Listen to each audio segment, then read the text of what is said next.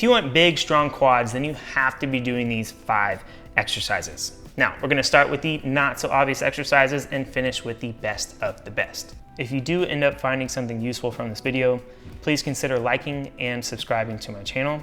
That greatly helps me make more videos just like this one.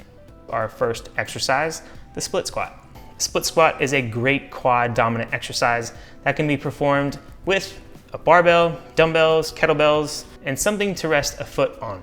In this instance, I'm using the hammer strength machine specific for split squats. Most people think that this machine is only for shoulder shrugs, but it's actually for different types of squats. This exercise can also be performed with dumbbells and a bench. To perform a split squat, start with your feet slightly inside shoulder width and your toes pointing straight forward. Hold the weight with the arms fully extended at a dead hang, keeping your core contracted. With one foot on the ground, pick up the opposite foot and place it on top of the elevated surface behind you. The elevated leg should remain slightly extended behind you, helping you stay balanced while shifting your weight onto the front leg. Looking down at your front foot, your eyes should be directly over your big toe, while keeping your shin and torso parallel to one another. As you lower your weight, you're going to control the eccentric contraction, which is the lengthening portion of the movement, by placing an emphasis on the outside of your foot. When your weight has reached the floor or near the floor, your knees should be covering up the entire foot when looking down. Keeping your weight balanced on the metatarsals, contract your quads by forcing your knee backwards. It is also important to note that you want to place as much emphasis on your front leg while stabilizing with your back leg and not cheating with your back leg. Complete the desired amount of reps on the first leg and then switch to the other leg and rinse and repeat. Personally, I would suggest pyramiding up to a working weight and then performing 3 to 5 sets of the weight at 6 to 12 reps per leg.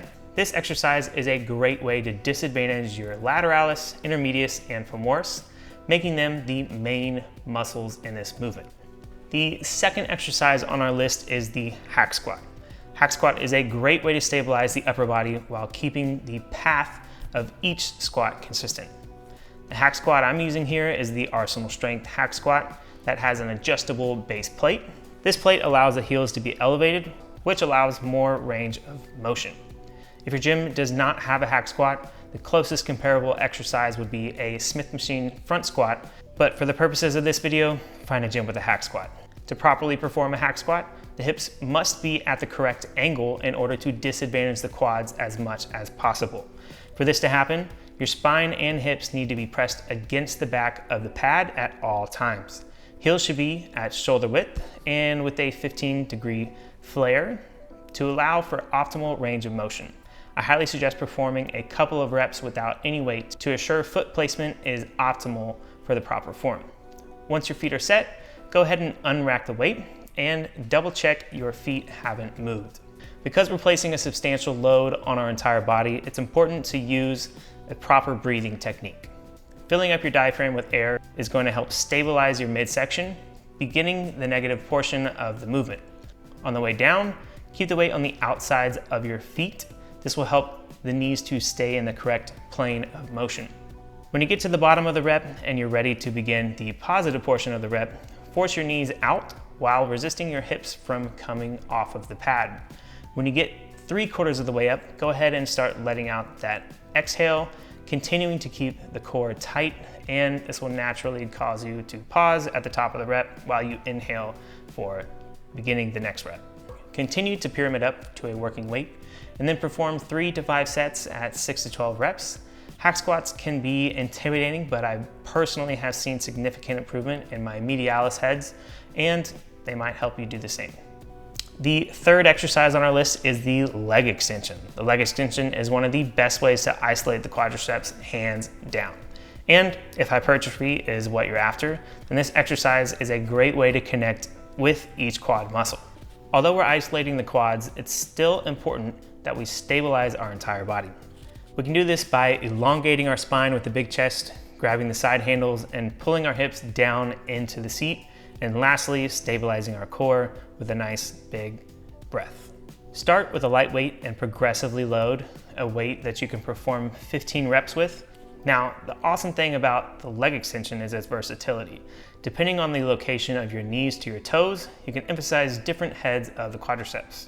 If your toes are straight ahead, this will emphasize the femoris and intermedius, aka the middle quad muscle.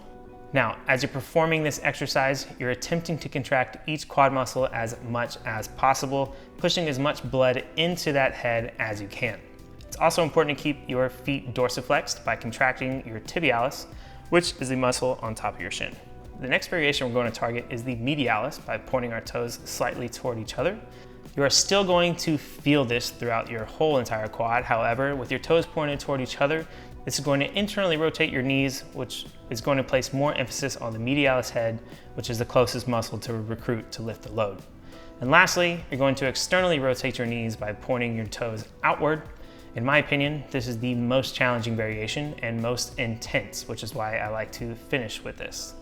Pyramid up to a working weight and then perform 3 to 5 sets of 15, performing 5 with your toes straight up, 5 inverted towards each other, and 5 with your toes everted. At the end of the day, you just want to be contracting your quads as much as possible.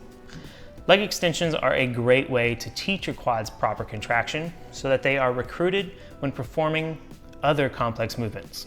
Whatever your strength goal, leg extensions need to be in your program 100%.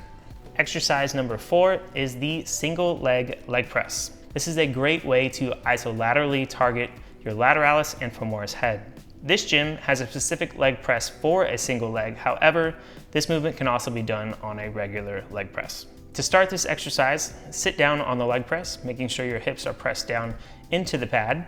With a tall chest, grab the handles and place your feet on the platform.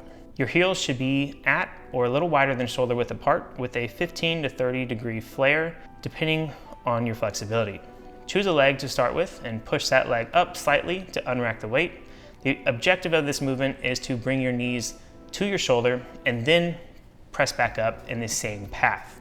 I've found that leaning slightly towards that targeted leg helps to disadvantage that lateralis and femoris head just a little bit more, therefore recruiting more engagement. Continue to work up to a working weight and then perform 3 to 5 sets at 6 to 12 reps per leg. And our final and most important exercise for big quads is the king of all exercises, the squat. Squats are one of the best exercises of all resistance training. Not only are they a great exercise for the quads, they're also a great full body compound movement. For this exercise, start with just the bar. You want to start with your grip a little wider than shoulder width apart, and then step under the bar with your dominant foot. Rest the bar either on the top of your traps or at the base of your traps, whichever is more comfortable. Next, lift the bar off the rack and take 2 to 3 steps backwards and set your feet. The reason we're performing a set with no weight is to assess our form. Start with your heels at or a little wider than shoulder width apart. Exhale and then fill up your diaphragm, back up with air, emphasizing the outsides of your feet. Drive your knees laterally and slowly control the eccentric portion of the movement. You're going to come down as low as you possibly can and then pause. What we're looking for here is that your head to your hips and your spine to your shins should all be parallel. You also want to make sure that your heels can remain flat on the ground, giving you a steady base to work up from. Now, if any of the above felt wrong or tight, perform static and dynamic stretches until you can perform a proper squat without any added resistance besides the bar. You're going to work up to a working weight that you can perform 5 to 12 reps with for 3 to 6 sets. Always make sure to use weight collars and a spotter when necessary. As the weight goes heavier, do not sacrifice form for the weight. If you choose to do so, you're asking for injury. Focus on form and make the movement as difficult as possible, and you will get to watch your quads and your weight increase, which is ultimately what we all want and the reason why you clicked this video. Now that you know the best quad exercises, it's time for you to get to work. You could do them in any order or simply add them into your routine as desired.